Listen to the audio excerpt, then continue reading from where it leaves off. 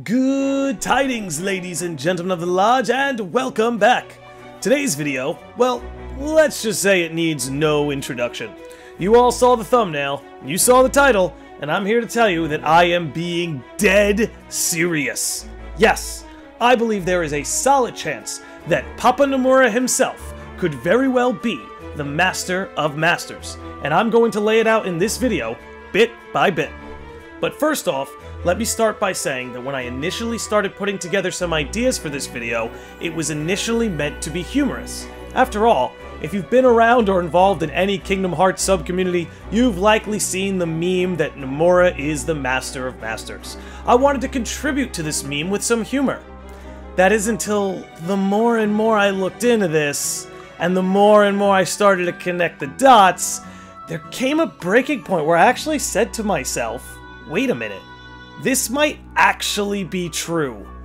So before I continue on and lay this out, let me be clear that the case I am building is not for Nomura's face to be under the Master's hood, although that would be hilarious, but my argument is that in a metaphorical or figurative sense, the Master of Masters and Tetsuya Nomura may very well be one in the same. Or at the very least, the Master of Masters is an extension of Tetsuya Nomura. Oh? Tell me more. So, without further ado, let's dive in head first and investigate whether or not Nomura truly is the Master of Masters. Now, in order for this theory to be true, a few things would have to fall into place.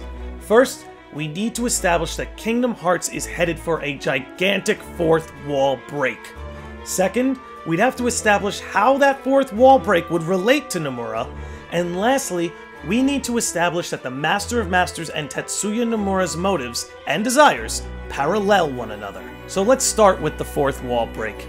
In many instances, we witness Kingdom Hearts 3 poke at the fourth wall in any way they could. Oh, that's right, you're from a video game. Are you kidding? Do you know how popular I am? I got loads of people rooting for me. They took away my name. Everything about me. Then, we had the combination of Remind and Melody of Memory, which have begun to lift the veil and deconstruct the fourth wall right before our very eyes. This isn't what I really look like. If I am correct, then this other side of our world, from which voices cannot reach, must be a place outside of our reality. Namely, it must be unreality, or fiction. Quadratum? Huh? Not just in the sense that we now have the worlds of fiction and non-fiction, but the fact that Sora is in Quadratum, which directly translates to square in Latin. On top of that, we have our whole ordeal with Yozora, whom we know is a revival of Nomura's vision for Noctis in Final Fantasy Versus 13. More on this later. So, it seems pretty obvious to me at this point that Kingdom Hearts, if they haven't already begun to shatter the fourth wall, they are in the process of deconstructing it by way of Quadratum, Yozora, and the world of fiction. Now, let's move on to how this fourth wall break could relate to Nomura himself. In order to flesh out this point, I'm going to ask us to zoom out and then look back, so bear with me. First, let's zoom out on Kingdom Hearts. At its core, Kingdom Hearts is an action-based RPG series. Now, let's look back on the history of RPGs. In 1974, one of the world's first RPGs not only launched, but went on to become a cultural phenomenon. That RPG was none other than Dungeons & Dragons. Tabletop RPGs like D&D are the grandfathers of all the RPGs we've come to love and enjoy today. If you're interested in learning more about this, I'll have an article linked in the description that goes into full detail on the history of RPGs. It's certainly worth a read. But circling us back, seeing as Dungeons & Dragons is the nexus from which all RPGs spring, it's important to lay out the structure of how a Dungeons & Dragons game works. Bear with me again, because this is when a lot of the dots will start connecting. In Dungeons & Dragons, there are two sets of participants. On one hand, you have the players, the ones who will embark on the journey, level up their characters, and interact with the world. Then across the aisle, the other participant is the Dungeon Master. Dungeon Master. the Dungeon Master is the one who controls the story's plot and chooses the obstacles our heroes will face. Or, as David M. Ewalt would say in his book of Dice and Men, in any game of Dungeons & Dragons, the Dungeon Master serves as author, director, and referee. Author, director, and referee? You don't say. You know, the fact that the Master of Masters has a book of prophecies that lays out all the events of Kingdom Hearts, past, present, and future, is suddenly starting to appear quite peculiar. So we've established the trend of Kingdom Hearts deconstructing the fourth wall, and if we take that fourth wall deconstruction a step further into the realm of RPGs themselves, then through Dungeons & Dragons and the role of Dungeon Master, we now have a way for Nomura to figuratively insert himself into the role of Master. But even with all of this laid out, this theory would still fall short without both the Master of Masters and Nomura's motives and desires being one and the same. Well, make sure you're strapped in, ladies and gentlemen, because this is where things are going to get wild.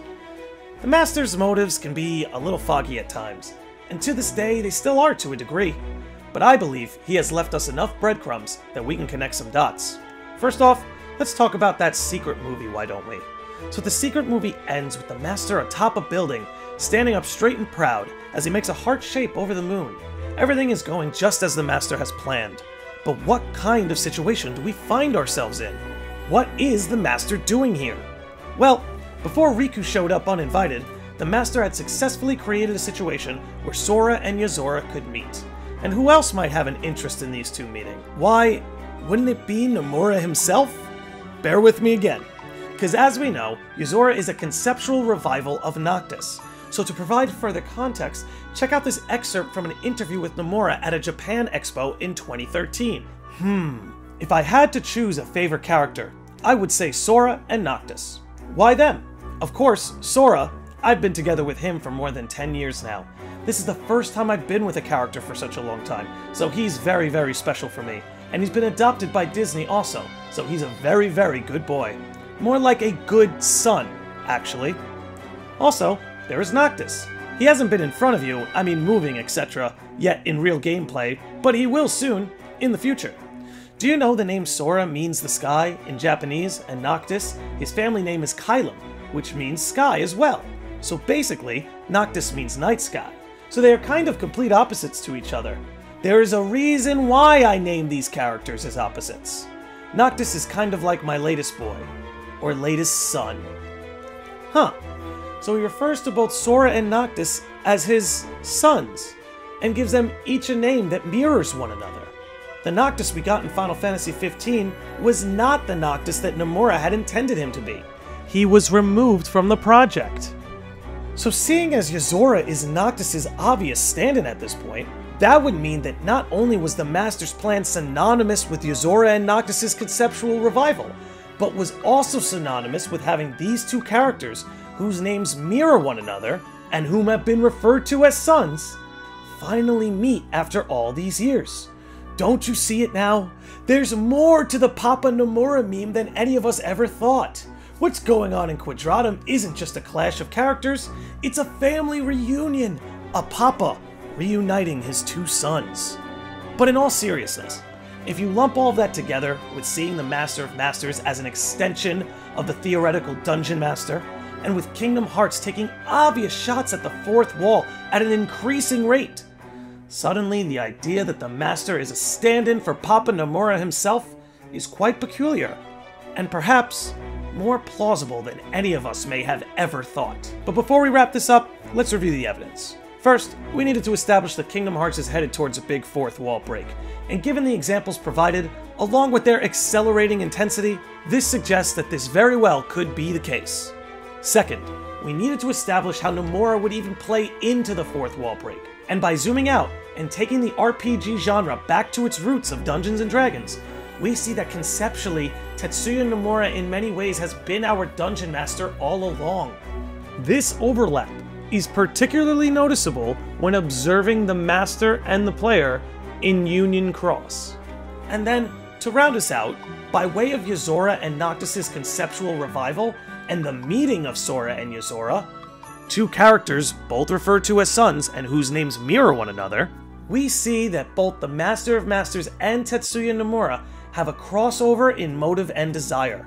Remember, perhaps the most important part of that interview is where Nomura says, "There is a reason I name these characters as opposites." Look everyone, I'm not saying this is an open and shut case. Hell, I'm not even going to tell you that this theory is true, but what I am going to tell you is that it's high time we start asking some damn questions. Do not underestimate this man and his ability to pull the wool over our eyes. This is a man with a vision and a plan, and he's obviously determined to carry it out by any means necessary. Kind of reminds you of someone else we know. But look, one of the many reasons I love Kingdom Hearts is because it inspires the imagination. There's no telling to what lengths and extents they will go, and there's something truly exciting about that. But don't you worry, folks. I'll be keeping my eye on the Master of Masters. If you're interested in hearing my other Master of Masters theory, I put out a whole video last year, laying out how I believe he is following the same mythological path as Lucifer, and that his name will be Light, or some derivative of it. If that's more your speed, feel free to check that out. But that's going to be all I've got for you guys today. So what do you think? You think the Master of Masters might be an extension of Tetsuya Nomura himself? Or am I just a sicko with too much time on his hands? Let me know! But anyway, you all enjoy the rest of your day, stay safe, be kind, and I will see all of you beautiful sickos and normies next time.